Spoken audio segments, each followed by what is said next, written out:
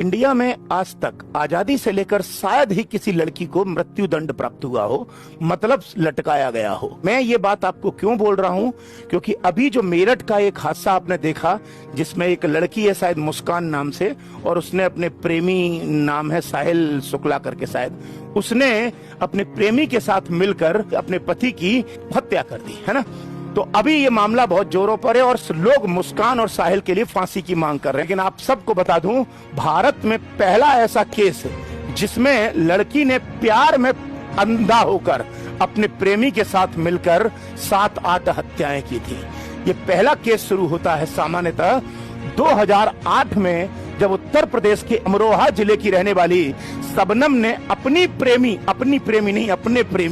सलीम के साथ मिलकर अपने ही परिवार के 7-8 लोगों को मौत के घाट उतार दिया था। और शबनम को सामान्यतः डिस्ट्रिक्ट कोर्ट ने भी मृत्यु दंड दिया, और उसके बाद में इलाहाबाद हाई कोर्ट ने भी मृत्यु दंड दिया, और सर्वोच्च अदालत ने भी मृत्यु दंड दिया। और अभी शबनम की याचिका, मर्सी पिटीशन जिसे दया याचिका कहते हैं, वो अभी राष्ट्रपति के पास लंबित है और राष्ट्रपति शबनम की माफी याचिका पर विचार कर रहे हैं और पेंडिंग में है।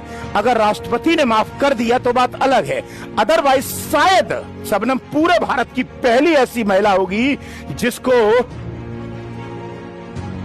टांगा जाएगा। और आपकी जानकारी के लिए बता दूं, महिलाओं को टांगने की जेल, एकमात्र जेल जो है वो उत्तर प्रदेश के मथुरा में है।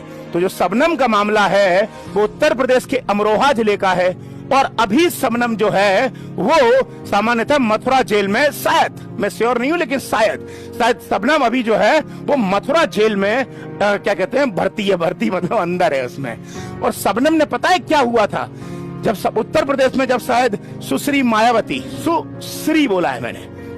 मायावती जी थी जो मुख्यमंत्री थी, तब शबनम ने एक ही परिवार यानी अपने ही परिवार के 7-8 लोगों को मृत्यु के दंड घाट उतार दिया।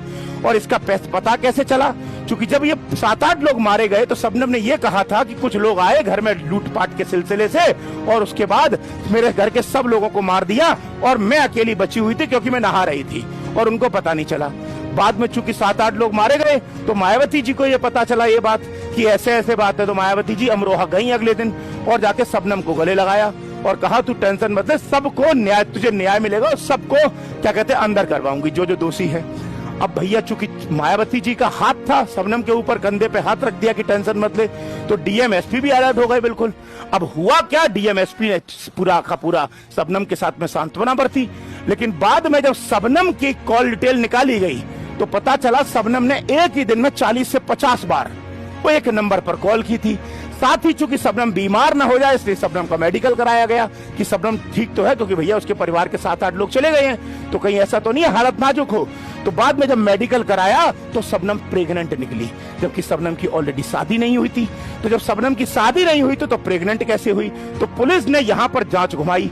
जब जांच घुमाई तो पता चला वो जो बच्चा था वो सलीम का था, जो उसका प्रेमी था, और सलीम के साथ मिलकर शबनम ने अपने ही परिवार के लोगों को उड़ा दिया था, जिसमें कुछ बच्चे भी थे शायद। ये वो केस है। और ऐसा ही दूसरा केस आया है मेरठ में, तो मुस्कान ने अपने प्रेमी साहिल शुक्ला के साथ मिलकर अपने ही पति को मौत के घाट उतार दिया।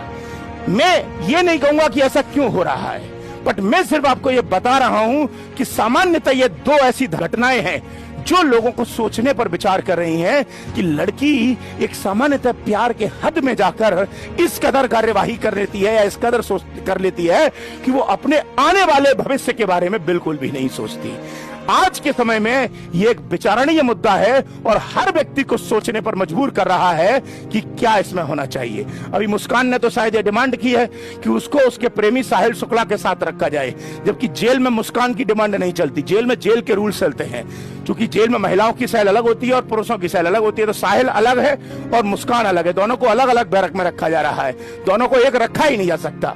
ये थोड़ी है कि तुमको वहां पर गलत काम करने का परमिशन मिल जाएगी। जेल जो होती है सुधारने के लिए होती है और एक अपराधी को सजा देने के लिए होती है। तो इस संबंध में मुस्कान की डिमांड को स्वीकार किया ही नहीं जा सकता है। क्योंकि ऑनलाइन क्लास है इसलिए मैं बच्चों को ज्यादा नहीं बोल सकता, बस यही तक रखते हैं। ये टॉपिक आज यही समाप्त होता है, कल मिलेंगे हम नेक्स्ट क्लास में। तब तक के लिए आप सभी को बहुत सारा प्यार और जय हिंद।